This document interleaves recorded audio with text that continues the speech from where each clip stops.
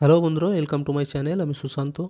আজকের ভিডিওয়ে আমরা দ্বিতীয় শ্রেণীর আমার বই দ্বিতীয় পর্বের 118 নম্বর পৃষ্ঠায় যে ইংরেজি পড়াগুলি রয়েছে সেগুলিকে পড়ে নেব।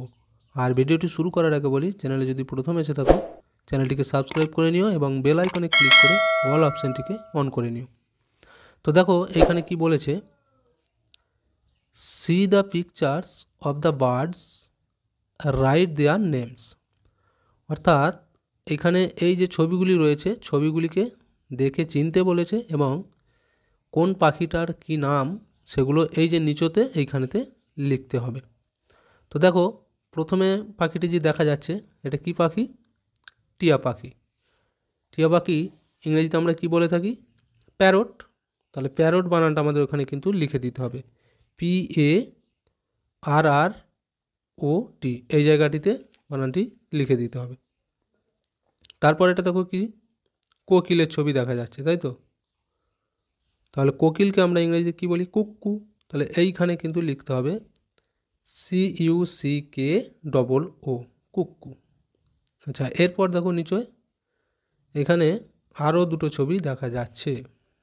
দেখো এটা হচ্ছে ময়ূরের ছবি আর এটা কি? নীলকণ্ঠ পাখি। তো দেখবে তোমরা এর আগের পৃষ্ঠাতে যে ইংরেজি পড়াগুলি ছিল সেখানে কিন্তু সমস্ত পাখির নামগুলো লেখা ছিল। আচ্ছা, ময়ূরকে আমরা ইংরেজিতে কী বলি? পিকক। তাহলে এই যে এই জায়গাটাতে লিখতে হবে, কী লিখবে? পিকক বানানটা PEACOCK, পিকক। আর এইখানে আমরা লিখব নীলকণ্ঠ পাখিকে ইংরেজিতে কী বলে? Indian roller, INDIANROLLER, Indian roller. বুঝে গেল? আচ্ছা, এরপর দেখো নিচয় কী বলেছে, fill in the gaps, use words the help box. দেখো এইখানে এই যে এগুলো শূন্যস্থান, আমার এটা যেহেতু পুরনো বই লিখে দেওয়া রয়েছে দেখতে পাচ্ছ। তো এইখান থেকে হেল্প বক্স থেকে শব্দ নিয়ে এই শূন্যস্থানগুলিকে পূরণ করতে হবে। দেখো হেল্প বক্সে কী কী লেখা রয়েছে আগে দেখে নিই। SING, সিং, বিগ, উইংস আর নেস্ট, এইগুলি দিয়ে আমাদের পূরণ করতে হবে। প্রথমে এটা দেখো, বার্ডস হ্যাভ মানে পাখিদের আছে। কি থাকে পাখিদের? তাহলে লিখব আমরা এই যে উইংস, WINGS, উইংস, পাখিদের ডানা থাকে। বিয়েটা দেখো, বার্ডস ইট উইথ, এখানে হয়ে যাবে বিগ, এই যে লেখা আছে বিগস, BEAKS, বিগস, অর্থাৎ পাখিরা তাদের ঠোঁটের সাহায্যে খায়। সিয়েটা দেখো, বার্ডস লিভ ইন, পাখিরা বাস করে কোথায়? এই দেখো লাস্ট লিখেছিল নেস্ট, NESTS, নেস্ট, অর্থাৎ তারা বাসাতে বাস করে। আর লাস্টেটা কী আছে?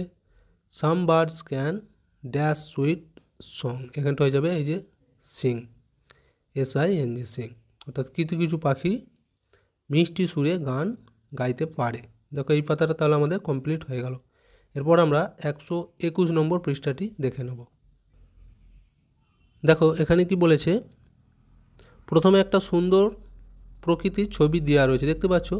এই যে উপরে অনেক পাখি উড়ছে, এখানে একটি পাহাড়ের মতো উঁচু, এখানে কিছু গাছ আছে, একটি ছোট্ট জলাশয়, এগুলি কিন্তু দেখানো হয়েছে। আর এরপর নিচে আমাদের ওই ছবিটি নিয়েই কিছু বাক্য লিখে দিয়েছে। দেখো এই কার্ডটা কী বলেছে, সাম বার্ডস ফ্লাই মেনি মাইলস, অর্থাৎ কিছু কিছু পাখি অনেক মাইল উড়ে যেতে পারে। দুইটা দেখো, they fly for food and shelters, অর্থাৎ ওই যে পাখিগুলি উড়ে যায় কিসের জন্যে? খাবার এবং আশ্রয়ের জন্য। আচ্ছা, 3 নম্বর এটা দেখো কি বলেছে, they fly to live in friendly climate. দেখো ক্লাইমেট মানে হচ্ছে জলবায়ু, আর ফ্রেন্ডলি মানে কি? বন্ধুত্বপূর্ণ। অর্থাৎ তারা যে উড়ে যায় কিসের জন্য উড়ে যায়? বন্ধুত্বপূর্ণ জলবায়ুতে বসবাস করার জন্য, মানে মনোরম একটা জলবায়ু হবে, পরিবেশ, সেইখানে তারা বাস করে। 4 দেখো, দে আর মাইগ্রেটরি বার্ডস, দে আর তারা হয় পরিযায়ী পাখি।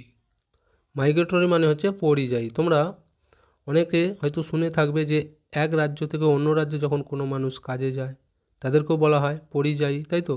তাহলে এই মাইগ্রেটরি মানে হচ্ছে পরিযায়ী, আর বার্ডস মানে পাখি, তাহলে পরিযায়ী পাখি কেন বলা হচ্ছে? তারা এক জায়গা থেকে ওই অন্য জায়গায় উড়ে যায় বলে।